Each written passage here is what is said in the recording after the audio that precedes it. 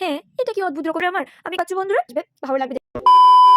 হ্যাঁ, এটা কি অদ্ভুত রকম জিনিস বাবা কোনোদিনও দেখিনি। দেখো বন্ধুরা তোমাদেরকে এই অদ্ভুত জিনিসটা আমি দেখাচ্ছি, দেখো তো কেউ বুঝতে পারো কি না। একটা গাছের পাতা, দাঁড়াও তোমাদেরকে আমি ঠিক করে দেখাই, কাছে যাই, ব্যাক ক্যামেরা থেকে করি ক্যামেরাটা। তো দেখো বন্ধুরা গাছের পাতার ওপর কীরকম একটা অদ্ভুত জিনিস ফলের মতো অথচ চকচকে প্লাস্টিক প্লাস্টিক ধরনের লাগছিল জানো তো টাচ করে আমার।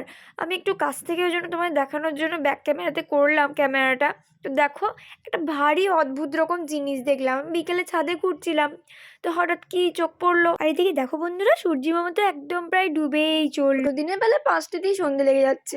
আর এই যে মইটা দেখতে পাচ্ছ বন্ধুরা, এটা আজকে আমি সকালেই রং করেছিলাম, তো আর একটা লেয়ার দিতে হবে রঙের, আর তবেই বেশ ডার্ক মতন ফিনিশ আসবে, ভালো লাগবে দেখতে সেটা আরও। আর এখানে ছাদে পাখিরা লাঞ্চ করছিল। হ্যাঁ হ্যাঁ, এই ভিডিওটা আমি দুপুরে ক্যাপচার করে রেখেছিলাম, সেটা আমি এই লেটে দেখালাম আগে তোমাদের ওই অদ্ভুত জিনিসটা দেখাবার জন্য। তো আমাদের পাখিদের লাঞ্চ করা হয়ে গেছে, একটু মতন ভাত পড়েছিল, আর ওই জলে ওরা স্নানু করে উড়ে চলে গেল খেয়ে দিয়ে।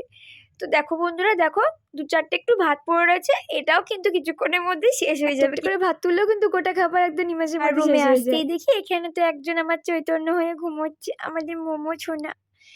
দেখো ঠান্ডা লাগছে বলে কিরকম করে কুকরি হয়ে শুয়ে আছে, কি কিউট লাগছে বলো বন্ধুরা, তাই না?